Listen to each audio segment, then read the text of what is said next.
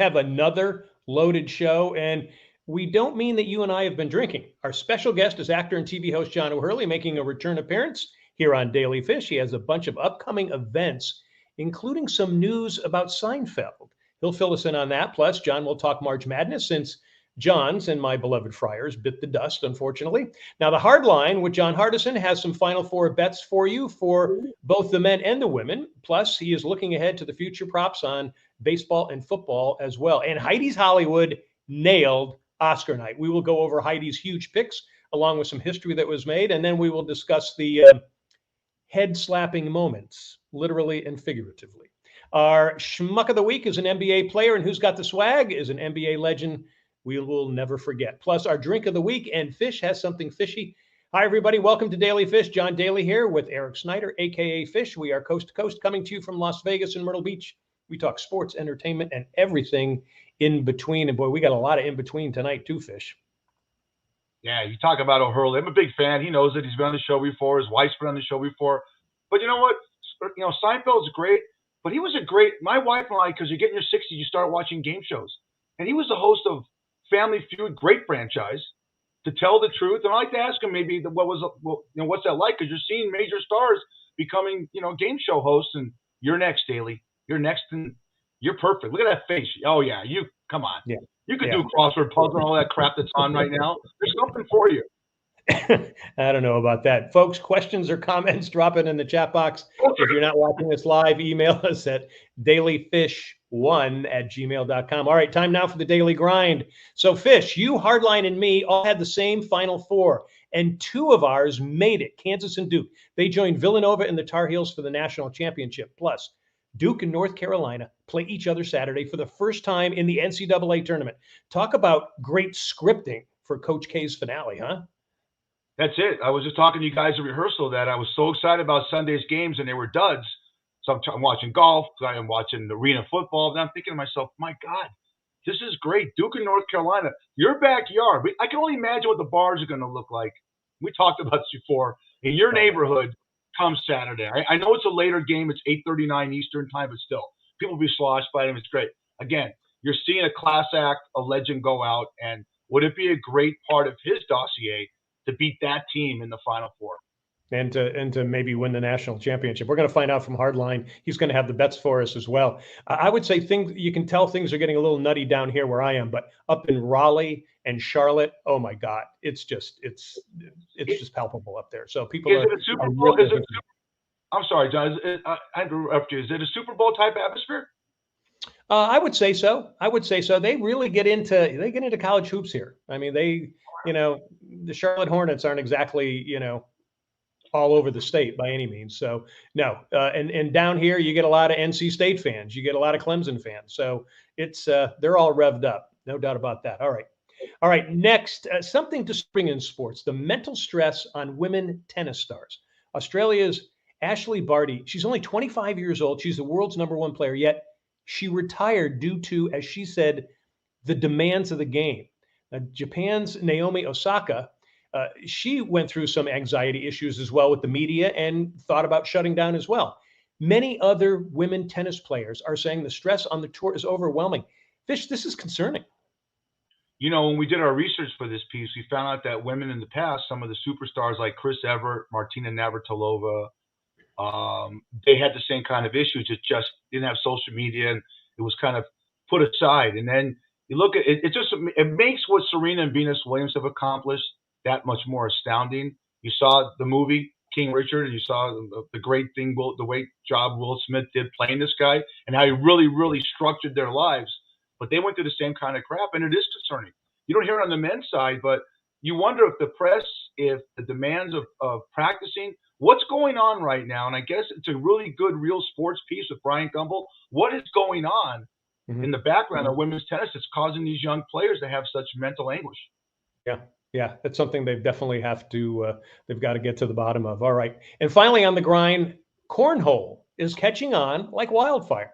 Players try to throw 16-ounce bean bags to a platform with a hole in it. It's 3 points in the hole and 1 point with the bag on the platform. 21 points and you win. It is big in the Midwest, especially at bars and distilleries. And get this, ESPN carries the National Cornhole Championship that kept you up all night, Fish. There was people at my bar watching this. Put the cornhole championships on, and the audience looked like the whole cast of Duck Dynasty. And the creator of this is Jebediah McGillicuddy. But look at the sponsors: Budweiser, Mike's Hard Lemonade, Southwest Airlines. The winner gets $1 million prize. Okay, and I'm thinking to myself, wow, this is huge, and the ratings are huge. The ratings are better than some baseball games. It kills me to hear this.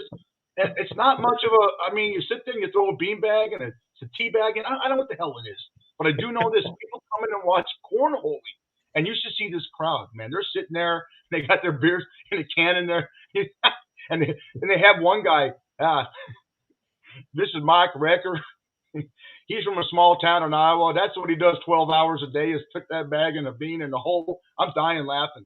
But I looked at the sponsors and I said, we got to talk about this on Daily Fish. This is something new, and they consider it a sport.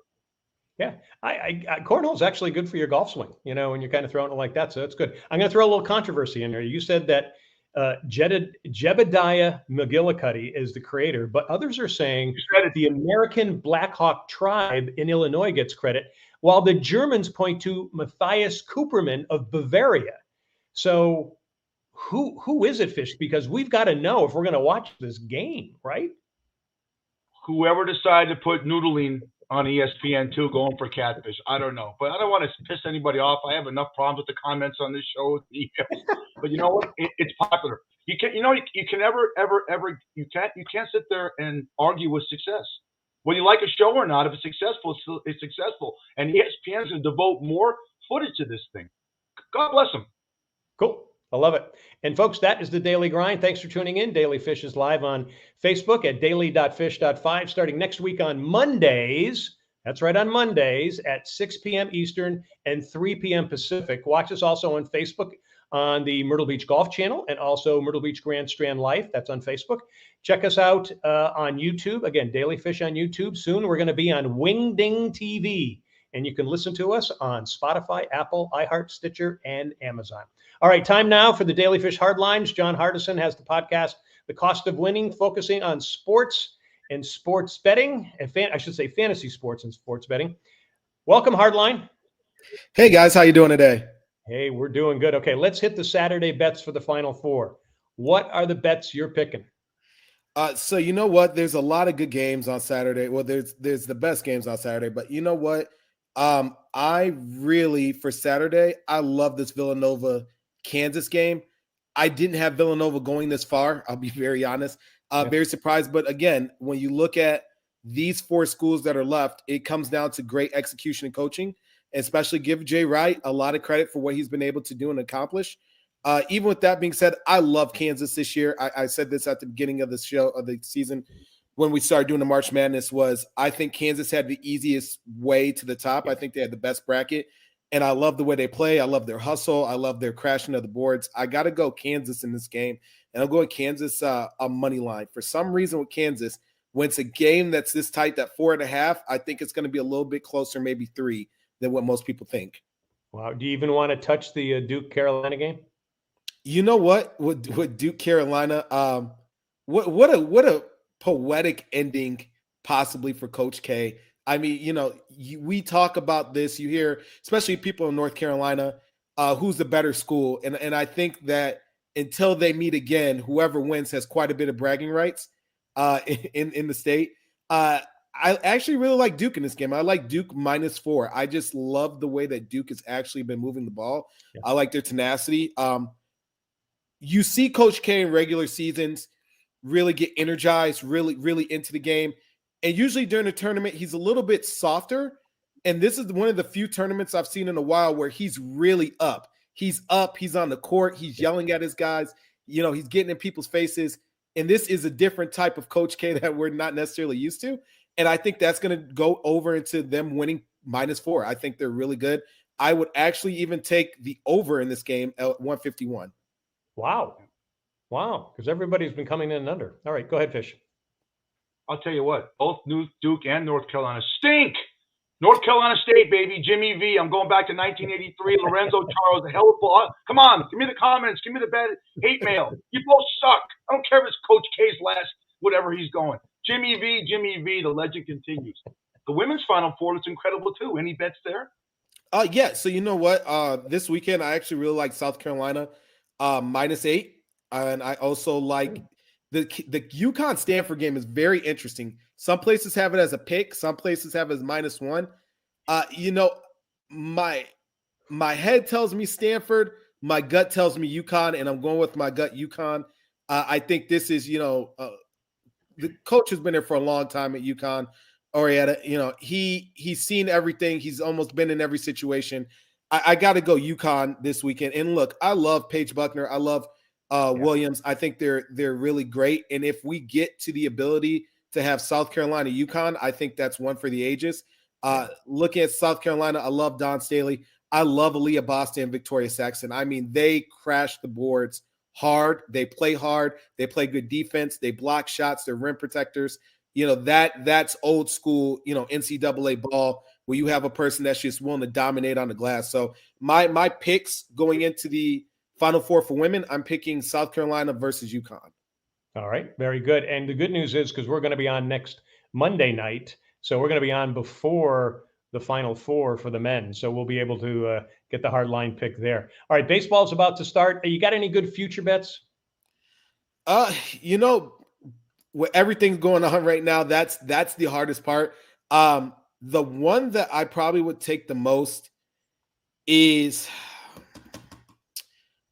I'm gonna say San Francisco's probably gonna win their division. And I know Fish is probably mad. He's upset. He's a Dodgers guy, but San Francisco, nobody expected what they did last season. I can tell you walking into that, that's amazing. And they still got a lot of money that they could play with. They still got a lot of opportunities. They farm very well. We talked about the best farm system in baseball. I got to go San Francisco being the best farm system. I mean, if you told me going into last year that they were going to have 100 wins, I would have told you were out your mind.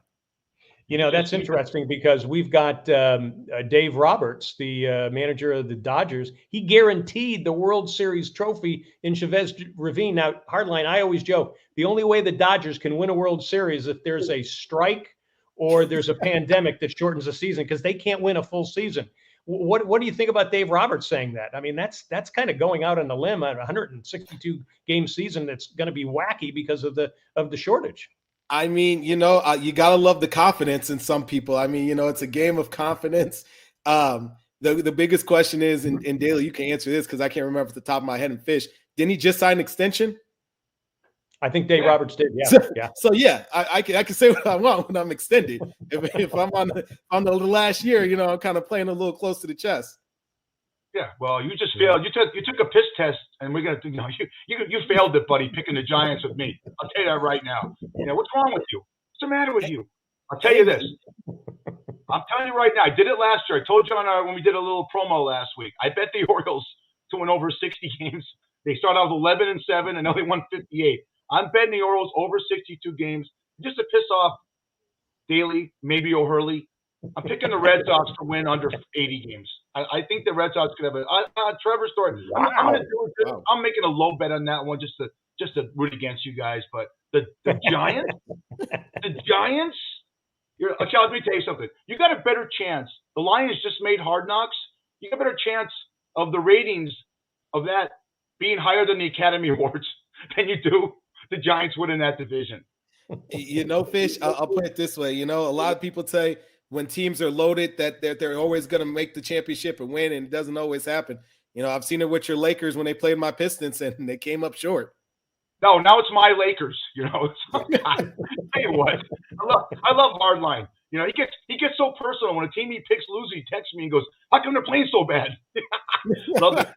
Speaking of playing bad, last one. NFL future bets came out. I told you I'm pissed off. The Raiders are at 8, which they were last year. The Broncos went to 10. Anything you see in those bets that really stand out to you? I can understand in terms of where we're at a little bit right now. There's so much movement going on, and every day it's something different that's going on. The biggest question that I have, and that's even going into the one division, I still have the Bucs winning the NFC South. I think they're the superior team. But it's one of those situations down there where there's so much movement going on. Like they just signed Andy Dalton today. The Saints are making moves. It's hard to focus in on a future right now, other than the divisions that are pretty much locked, which in case to me would be like the AFC East. I'm going with the Bills. There's no question. I think they're the best team. NFC North, you got to go Green Bay. There's no question about that. The NFC South and the NFC West are the two that I kind of go back and forth about, especially because the NFC West right now, it's easy to pick the Rams. But with San Francisco saying Jimmy G's our guy, it's hard to fade away from them too. So those are the two that you don't know. In Jimmy G, we've talked about this before. The question is, on paper, they look good. What's the shoulder looking like once you get to mini camps and once you start the season? Cool. All right, Hardline. So before we say goodbye, we had a lot of comments from people saying how cool it was. You gave us the prop bets for the Oscars last week. A lot of people thought that was really cool when we went into it. So we appreciate that and helping us with that too. That's for sure. You did better than that. You did better with that than you will with your baseball prop.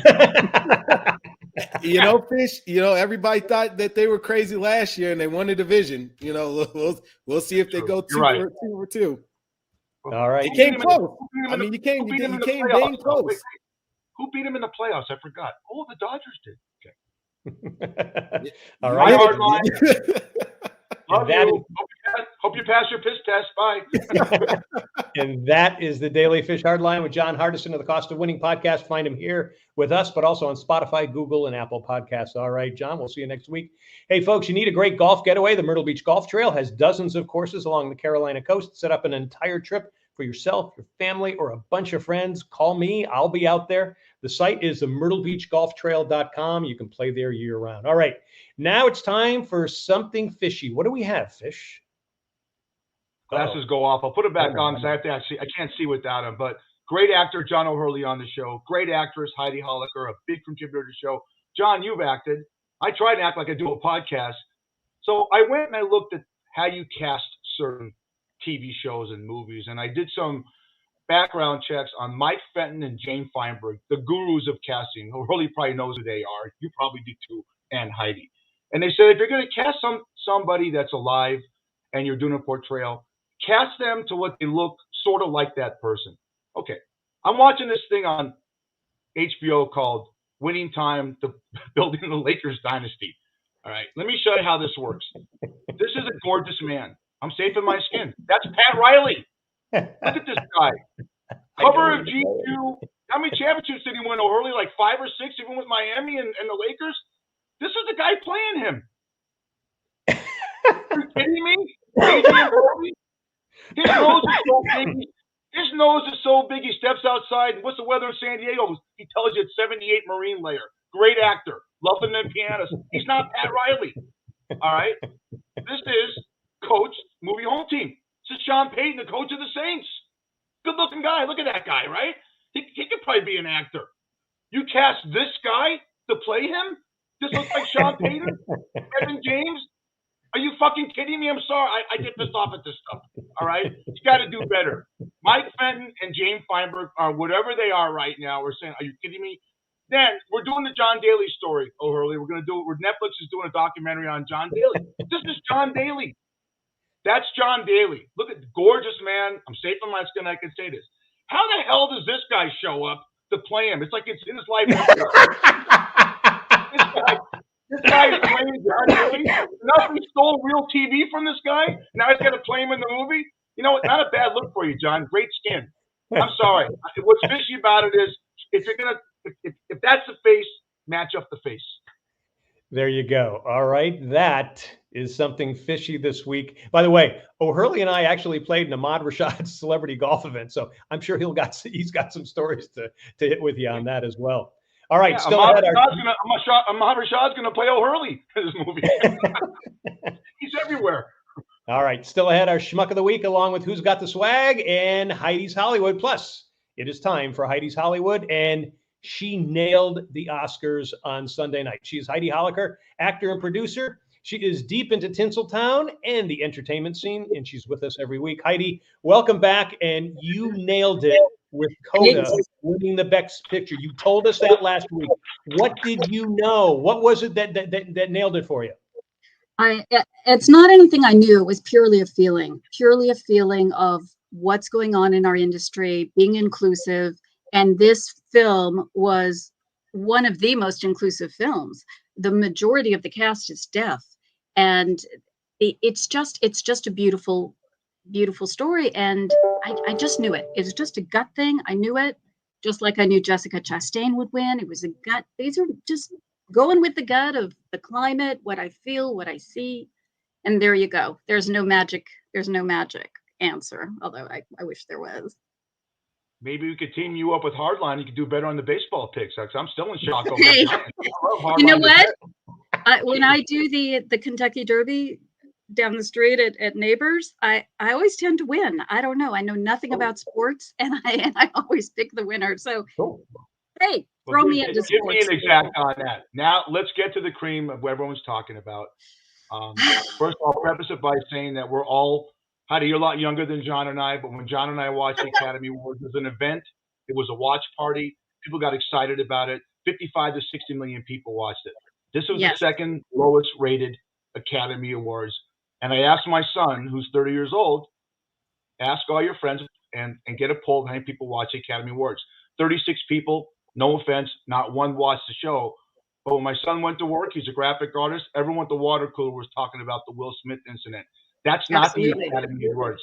So take us why the ratings are continually down, while the demographic of 18 to 40, they figured had only a 2.9 rating, which is atrocious. And what's the ramifications of the Will Smith slap on Chris Rock? That's still being discussed, I think, among everyone, and things constantly change. The Academy, I have well, let me just go back to the first question. Why aren't people watching? They're never going to get a young demographic. It's not a show for 20s, 30s. It's not, unless you're nominated, unless and then your friends are going to watch, and there you got 20 people. It's not that kind of show. It's known as a very lengthy, often boring, lots of musical numbers, some great, some horrendous. It's and a lot of glitz and glam that just does not appeal to the young demographic. It hasn't in years and years and years. This is nothing new. So why? We watched it when we were younger. We had watch parties with our friends. I watched it when I was younger because one, my family's in the industry and my folks were at the Oscars. I watched it because I wanted to be an actress. I mean, it's a completely different point of view. I don't think my friends in high school watched it. I was probably the only one. So it's not. It just will never appeal to a younger demographic. So I talked earlier about head slapping moments. One of them was for me, and my wife notices too. What's with the boobs hanging out? Yeah, I mean, unbelievable. The fashion was just incredible. That'll get kids to watch. Yeah. I completely agree. I don't know what's going on there. I know that every year you watch the theme of it. There's the stylists, which are the people who style and give all the actresses and actors, but in this case, boobs are actresses, their wardrobe options.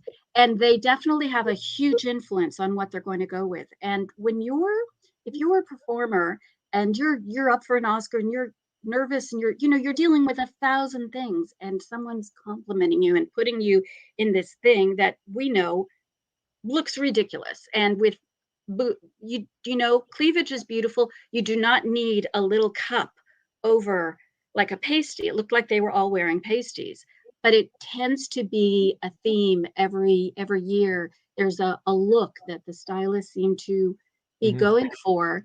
And when you're doing the wardrobe fittings and you're being told, oh my God, you look so unbelievable, this is perfect. And these women they're gorgeous. They have beautiful skin, beautiful bodies. And so at that moment, that,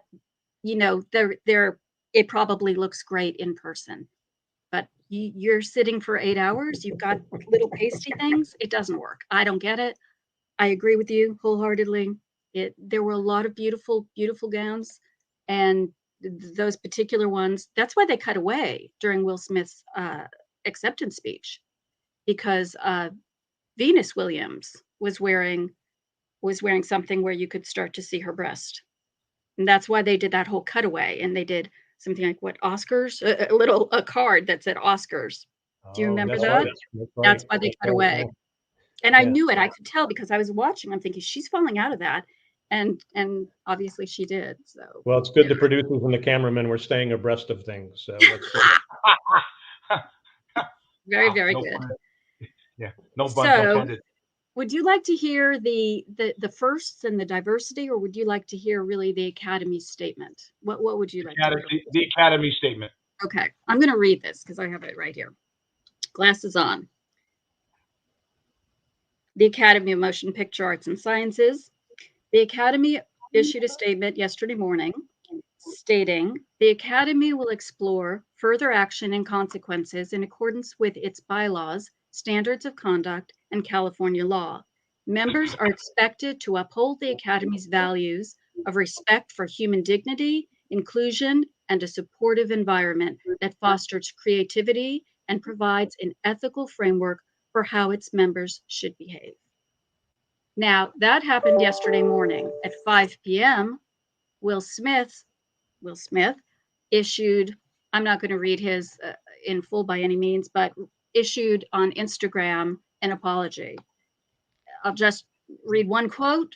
There is no place for violence in a world of love and kindness. He was embarrassed and his behavior was unacceptable, and apologized in it to Chris Rock, the Academy, the Williams family, and everyone in the world who was watching. We have breaking news. Breaking news. Yeah. This was just announced. This guy is now going to host the Academy Awards next year. Okay, I like it. I like it. I've run into him before. He was it was nice. Before we get into your binge watching, I just have to say it's not a reason. I hope this story goes away. I really do, because it's not what the Academy Awards is all about. You're going to get the clickbait stuff, and it's going to be on Instagram. It's going to bring notoriety to that incident. But I really hope for the glamour of the Academy Awards and what it's about, a celebration of the industry. You're talking about doing a big remembrance and a big honor to The Godfather, my favorite film of all time. And no one's talking about that, you know? I know. And let's go away. So what are you binge watching? Well, I just want to add a couple of very quick points that are really critical. That this particular Academy Award Oscar telecast had so many firsts. It was I have my little notes here. It was the first all-Black Oscar production team. It was the first Best Picture Oscar to be given to a streamer, Apple TV Plus. That's massive. It was the first brother-sister team to ever win an Oscar, with Phineas and Billie Eilish. It was the first deaf actor to ever win an Oscar, a male actor. It was the first 3 women hosting. And then, of course, Ariana DeBose with her beautiful acceptance speech. And she said it many times, and she said it in her speech. She is the first queer Afro-Latina who won for Best Supporting Actress in West Side Story. And, of course, 60 years ago, Rita Moreno won the Best Supporting Actress for the same role.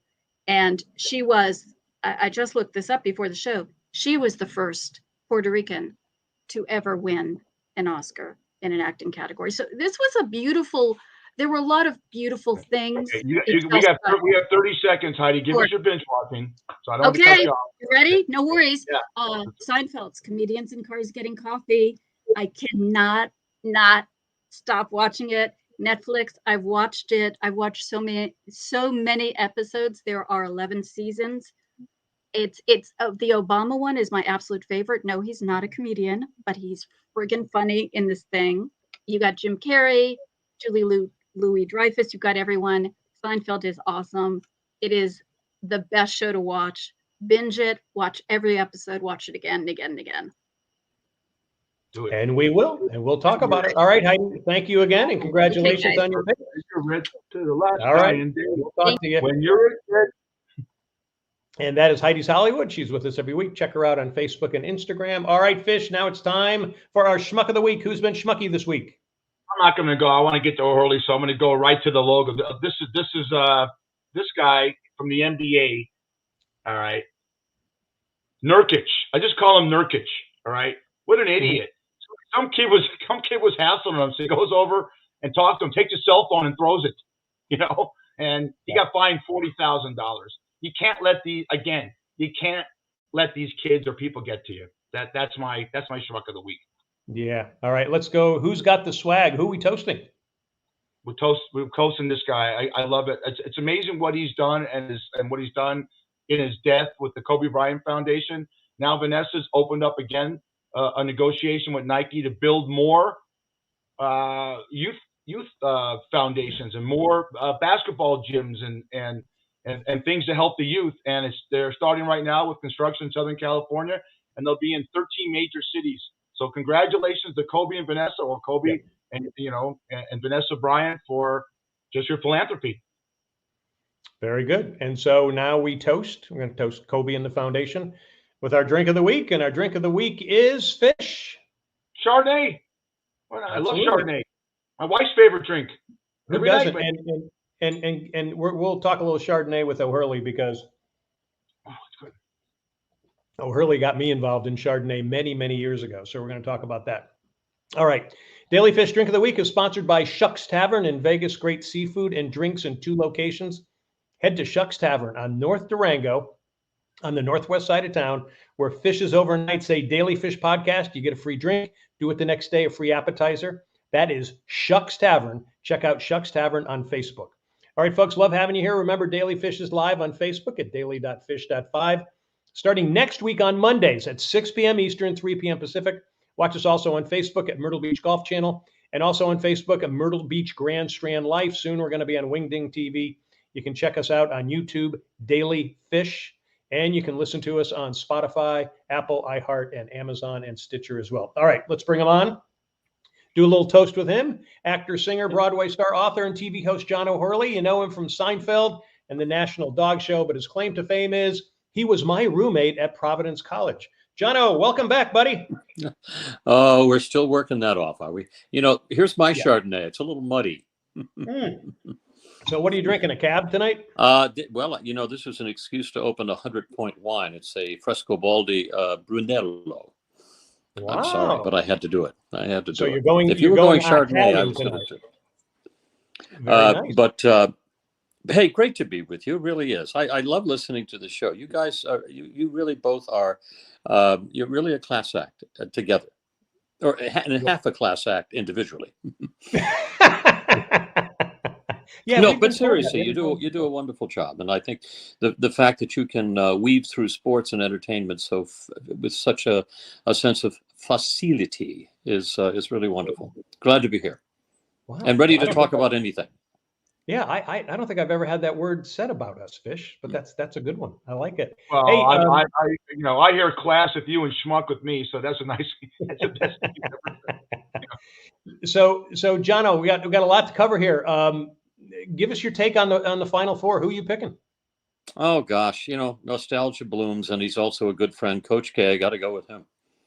Yeah, you want to watch that final moment when he realizes that this is the punctuation point. It's very powerful. And you saw it in our favorite coach this week at Providence. That last second when he turned away from the guys in the court and kind of put his head down. And I think it was a moment that captivated him, that he was kind of caught up in this season and he loves these guys. And, it was a great moment. I love nostalgia in sports, and I'll always go with that. I'm just I'm a Hallmark card. That's all I am. You were talking about Friday, you're talking about Ed Cooley, our guy, and folks don't know that you and John and I both went to Providence College. How disappointed were you in the loss, or were you kind of like, hey, it was a great effort, it was a great season? Well, I had the feeling of the vibe, and you and I actually were texting during the game, and you were spot on about it. It looked like nervous energy. It didn't look like the calm composure. Kansas is a tough team, and I don't think they got off to the start that they needed to. I did tell you that they would come back, and certainly they did, but they couldn't, through questionable calls at the end. It never came to fruition. But what a season! What a group of guys, and I think one of the great college basketball stories of the year. Yeah. Along with St. Pete's there. Yeah. Jersey City. When we had you on the show before, I never got a chance. I'm digressing a little bit, but it's great. I never got a chance to say to you what I really appreciate about your career is that I want my wife are the old, the old generation of watching game shows. And when I told her John O'Hurley did Family Feud, her favorite show of all time, and she goes back to the Richard Dawson days, and now Steve Harvey has it. Did you feel when you did Family Feud, John? Did you feel pressure that you're taking over such a great franchise? And it's like I don't want to be melodramatic, but it's like when you take over Tom Brady, you got to keep winning. Did you feel that? Well, I'll tell you exactly how funny it was. Back in 1980, I want to say 1986. I was on the soap opera Loving on ABC there, and I got an offer to go out to LA with a group of soap stars there, and we were on Family Feud, and it was men against the women, soap men against the soap women, and everybody had a good time, and I don't remember much about the game, or I really wasn't watching that. I was watching Richard Dawson, and I'm going, this is a pretty good gig. And just walking back and forth and having a fun time with it, and just being off the cuff and spontaneous, and it struck me as though it was kind of like a cocktail party. And so I walked away with that impression of the show. Well, sure enough, 20 years later, I'm hosting the show.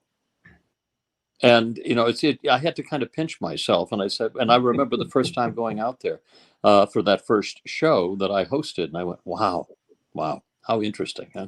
And I felt the same about To Tell the Truth, because that was also a show that I watched as a kid, and had just some wonderful guests, and it was kind of, it was like a game show about a Google search. Basically, it was a long, extended type of show about trying to find out who the real so and so was.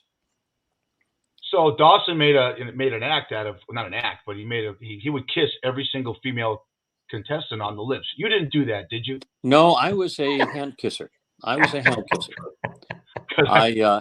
But I have to tell you, I will tell you a couple of stories about Family Feud, since you seem to enjoy it so much, about some of the stupider things that happened on the show. I remember at the face-off once, two otherwise intelligent men that looked like college graduates, each of them come up to the face-off. And the question was, name a classic film that begins with the letter C.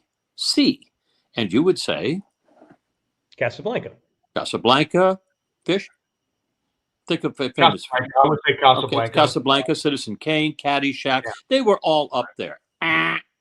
Seabiscuit.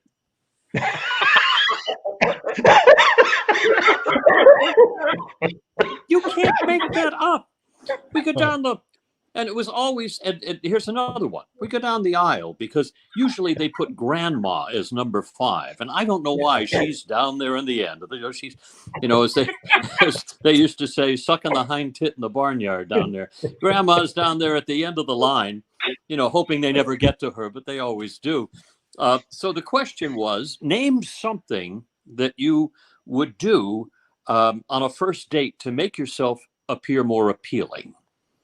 And, you go down, quite a very simple question, really. And it was makeup, it was cologne, what else would you say? Hair. What else would you? Stop your hair, do your hair up, whatever. Take a shower, whatever. They're all up there, and they're all up there on the board. We get down to grandma at the end. The grandma's about 85. And again, I grab her hand, give it a little kiss, and I say, all right, sweetheart, I want you to think back. What would someone have done way back when you were dating for the first time that would have made them seem more appealing? And she thinks for a moment. She looks me in the eye, leans into the microphone and says, Stuff your pants with a vegetable?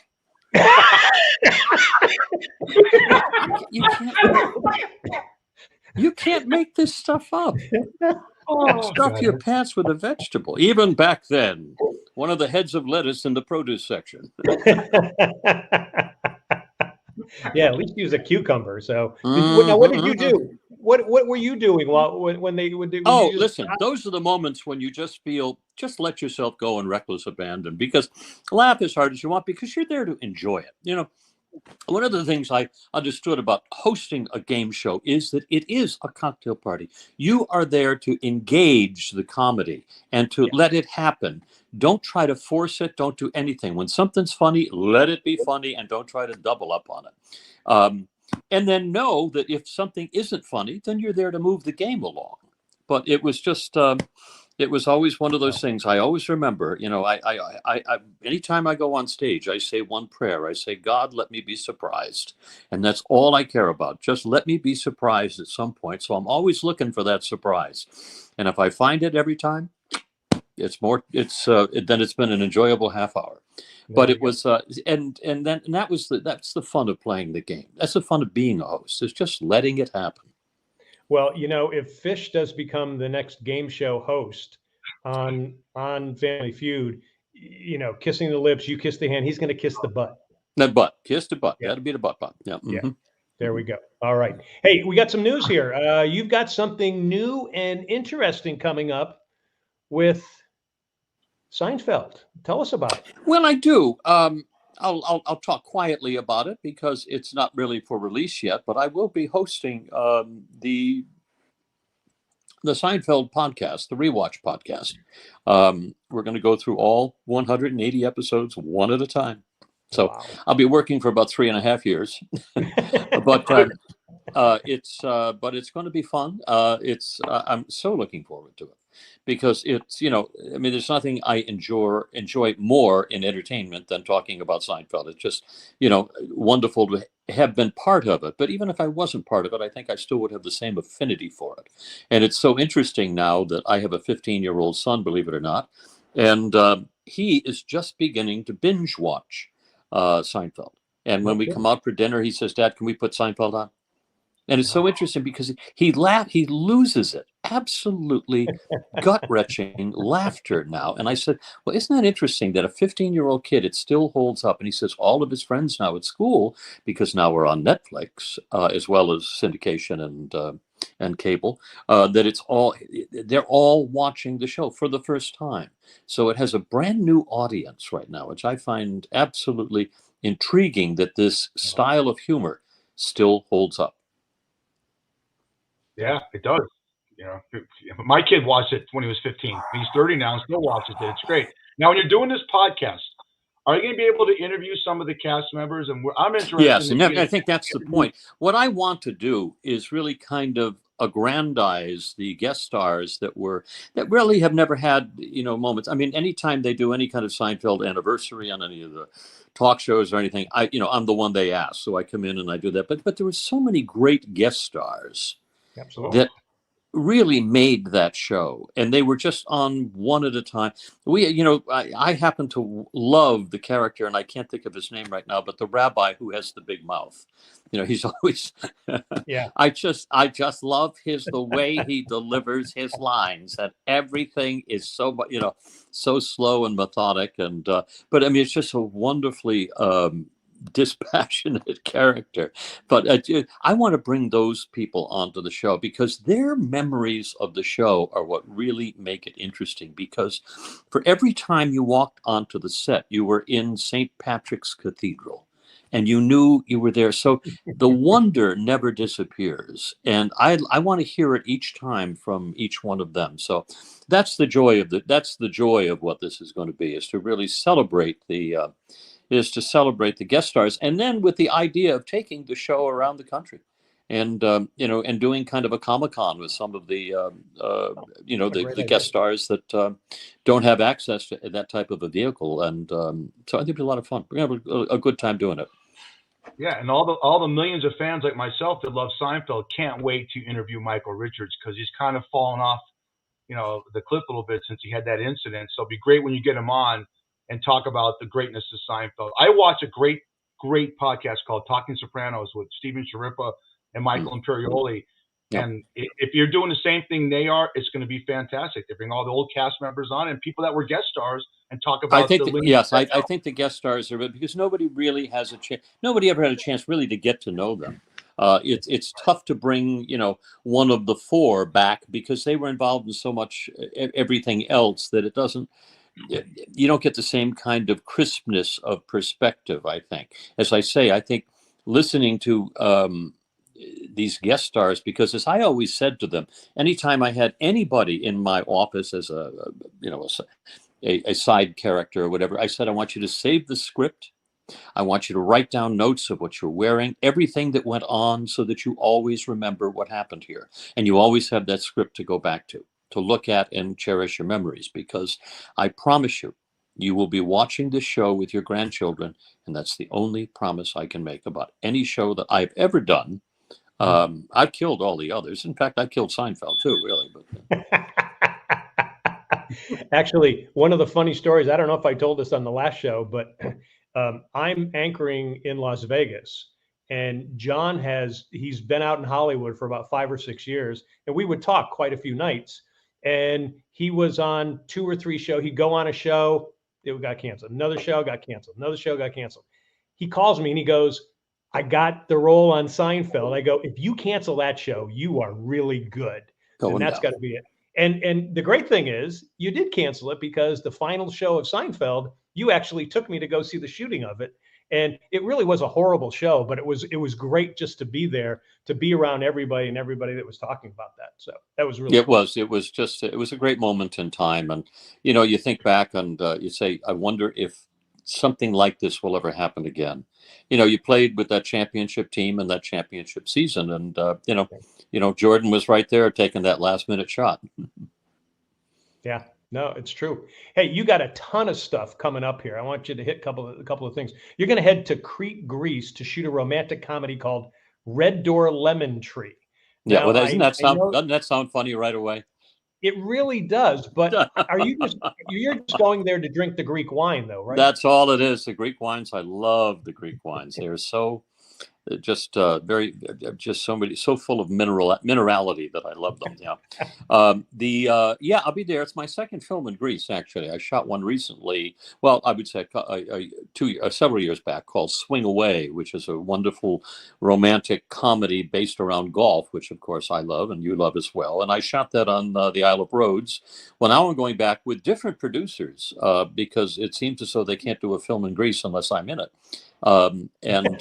So I'll be back there. So I'll be back, but this time on the Isle of Crete, which I think you have been to. Yeah. It has some gorgeous beaches, and looking forward to the experience. I am such a fan of the Greek culture, the Greek people. They are the proudest human beings on earth. They are proud to be Greek when they wake up at 6 o'clock in the morning, and when they go to bed at 4 a.m., they are still proud to be Greek. Oh, I gotta love that. Okay.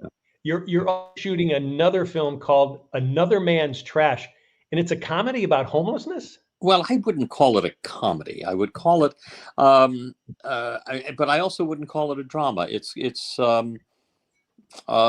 kind of fits somewhere in between there, but it's kind of a realization of morality and responsibility, and I play a very interesting father who has to go through quite a bit of a transition, a wealthy father whose son has latched on to a homeless character and tries to rehabilitate him. And it's actually quite a nice film. I'm looking forward. I'll be shooting in Philadelphia in May, so I'm looking forward to that. Cool. John, I got a comment here. O'Hurley, are you hosting the dog show around Thanksgiving? That is a huge ratings winner. Are you doing it again? I'll be back for year number 21, believe it or not. And we still are we're holding on to our audience there, 30 million people every Thanksgiving. We also have I think we missed it this year because of the last strains of COVID, I think, but we'll be doing the Beverly Hills show again next spring as well. So that'll be back up on the mark. But yes, we are. And we're also entertaining a third dog show as well right now. So next year we may actually have 3. Well, they seem to be so popular, and NBC likes the format and it likes the demographics of it. So we'll see. We'll see. But it's a great time, and yes, I'll be back Thanksgiving Day. Heidi picked Coda to be Best Picture, and it's a streaming service, Apple. And you just mentioned that Seinfeld's on Netflix. How great is it being an actor? And you've been doing it for so many years and decades, and John. And now you have all these streaming services that are making movies and have other outlets for you. It's opened up a whole new world for young actors to get more spots. Don't you agree? Well, it is. It's if you are careful and creative, you can create so many opportunities for yourself right now where you don't, as a young actor, have to wait for a studio to come find you or an agent to come find you. You can create your own stuff right now. It's, the internet is your oyster. And I encourage when actors come to me and ask me for advice about, how do I get an agent? How do I go? Stop it. It's a creative world right now. Go grab a camera, go grab your cell phone, and go do a motion picture. Why not? Put it up, put it up where you feel it'll get the most play and interest. People will come to you. You'll build your own audience, and from that, you'll possibly monetize it. But there was a time when I started off in the industry when people would, you'd sit around and you wait for an agent to look your way, and they would send out pictures and hopefully you got an audition. All of that stuff is gone. It doesn't exist anymore. The business has changed totally. Right now, the studios go to USC film department and give some of these kids development money to say, you tell us what's going on because we don't have a clue. And you tell us what's, and so they push them towards TikTok. They push them towards all these other mediums, right? And this is where everything is going. It's like people are trying to find, the next thing.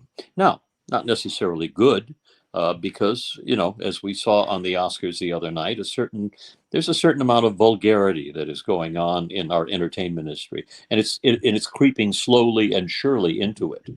And so, unfortunately, a lot of the stuff that is, being put out on the internet in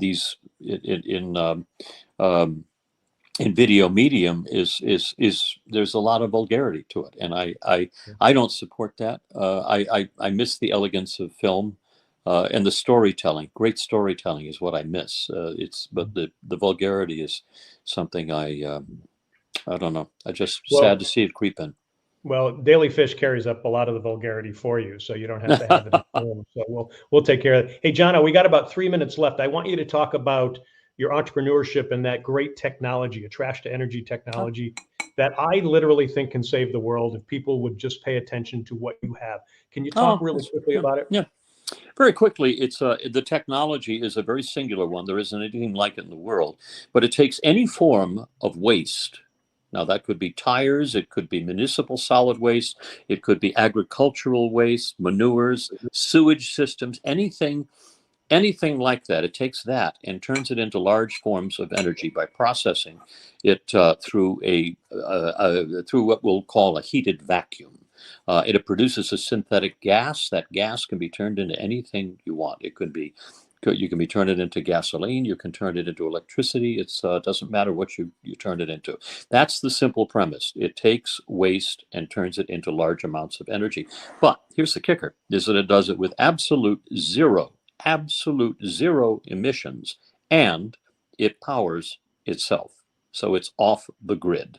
So it's going to be the savior for a lot of municipalities in this country where they're spending so much on not knowing where to put their trash because their garbage heaps there. The landfills have just all exceeded their capabilities right now, and they won't give them new places to throw trash. This is the perfect way for the world to use its trash. And I mean all the way into the point where we can take up those plastics in the vortex in the South Pacific and get rid of that as well, which blocks the shipping lanes, and not just that one area, but 7 other oceans, or all 7 oceans. And real quickly here, because we only got about a minute here left, but you can also create food. You can create Yep. food for areas, and I'm thinking of areas that are having problems with climate change that can't grow anymore. A lot Mhm. of people are leaving and going to different cities. They're going and invading Yeah. other areas. If Yeah. they had this in certain cities, certain islands, certain places around the equator, I mean, this thing would be life changing. Yeah, we do. Well, we have a great desalination technology that's never been done before as well, and it basically produces medical grade water, which has never been done before in desal, medical grade water, and it doesn't throw the slurry back into the ocean and creating a kill zone. It uses the rock salt there for manufacturing purposes. So it has a perfect story to it, and once again, zero emissions, and it powers itself off the grid. So Yeah. yes, and we also have the food technology as well, where we can actually grow food inside of a 3-acre chamber that would feed 10,000 people a day without any use of Wow. any power. Again, off the grid. All of our technologies have that story. So it's fun. Jono, give them the website. Gold Seal Industries, plural.com. All right. Very good. Wanted to get that in there, Jono. I think it's really important. You're doing great stuff out there. So we appreciate it. Thank you for being on Daily Fish. Needless to say, you're going to have to come back again. Let's do it. All righty. All right, Fish, folks. great to see you. We've been Good to talking see to you. actor, singer, and author Jono Hurley, TV host as well. Jono, thank you so much, buddy. We'll be in touch. Take care. You bet. All right. And coming up, Fish and I are going to wrap things up, give you a sneak peek at next week. But first, we want to tell you about Hope for the Warriors. They have a big celebrity golf event coming up August 27th and 29th. It will be in Wallace, North Carolina. That's near Wilmington, North Carolina. And Fish, we're planning on being there. Hope for the Warriors works with our military warriors who were wounded to help them restore their sense of family and hope, and also to get them healthy so they can be part of their families in the community. It's a great charity, a great event, and you can see us there too. And please, if you can, donate to hopeforthewarriors.org. And folks, remember, Daily Fish is live from Vegas and Myrtle Beach. We're on Facebook at daily.fish.5, plus the Myrtle Beach Golf Channel and Myrtle Beach Grand Strand Life. You can catch us on YouTube. We're also on the DBNA Television Network on Roku and also Amazon. And Wingding TV is going to start carrying us too. Get the Wingding app for free, and you can write to us at dailyfish1@gmail.com. Another great show, Fish. My God, can you believe all the stuff we got into that show? Huge. Everyone was great. Heidi was great. Hardison picking the Giants pissed me off. I mean, I'll get the result of his piss test back to see if he has a job here. You know, like I really care. No, it was great. And then next week, Lauren Francesa and Brad Grunberg have one of the top podcasts that we're in competition with, and it's called How'd You Start? And they do a 40-minute podcast about taking someone and how'd you start in your business and where are you now? I was on their podcast, 5 million viewers. Okay. So Yeah. to get them on, we will help our podcast out. Be interested to see how they started that. She's a fledgling actress. He's Brad Grunberg. Everyone knows who this guy is. So that'd be fun. And our new time. I was going to say, the interview they did with you was great. That was a riveting interview, especially about you and your years as a bartender and the different people you're around. Because I know you're going to write a book about that someday. So, nah, it wasn't. It was just I worked in one of the greatest bars in the history of the planet. I worked at Mom's Saloon. I was there from day one to day done, and I dealt with every celebrity and actor and athlete and drug dealer and pimp, and it was just a phenomenal experience. And I met my wife there in 1987. So, you know, it was great. Wow. Also next weekend, besides having Lauren and Brad on, I'm going to be in Greenville, South Carolina at the Rockin' the Runway Celebrity Golf event. Remember, we had Damon Johnson on last week talking about that. So I'm going to actually do the show from there because that's going to be one of their big nights there. Plus, it's going to be right before the Final Four, Fish, next Monday. That's great. Yeah, we're changing to Monday because we found out through a great advertising guy that's working for us, Justin Hull, that people love, you could recap the sports weekend. When we could do it on Tuesdays, you already know what went on. But we get Mondays, you get it fresh from when it's water cooler talk at your place, you get it fresh from Daily and Fish what happened over the weekend, because most of the sports, big time things happen on the weekend. Wow. Yeah. So got some good stuff. All right, got about a minute left, Fish. What else you thinking about? What I mean for dinner tonight, that's what you and get older. I'm thinking about a steak salad. Nice. Okay, a little oregano and thyme on top, a little fresh onion and tomato, you know, a little rigatoni I'll make for the wife, We'll finish Nice. off with Chardonnay. Then I'll ask her to get frisky. She'll say no, and I'll pass out watching Family Feud with Steve Harvey. There you go. Very good. Very good. We Sounds should like also your life. say, yeah, well, I've already had dinner because it's I'm on the East Coast here, but the NFL has just really quickly they've changed the overtime rules for the playoffs. So in other words, if you get the ball first, you can't just win. The other team's got to get the ball, which is going to, and again, we only got 30 seconds left, Fish. That's going to change strategies when the flip of the coin happens. And before we go, another great one was each team has to hire a minority or a female for their offensive side of the ball. I love that. It puts more people into the system for future head coaching jobs. Yeah, there you go. All right, buddy. All right, buddy. Thank you. Love you, pal. Love Thanks you for too, watching. man. Great show. Hey, a year next week.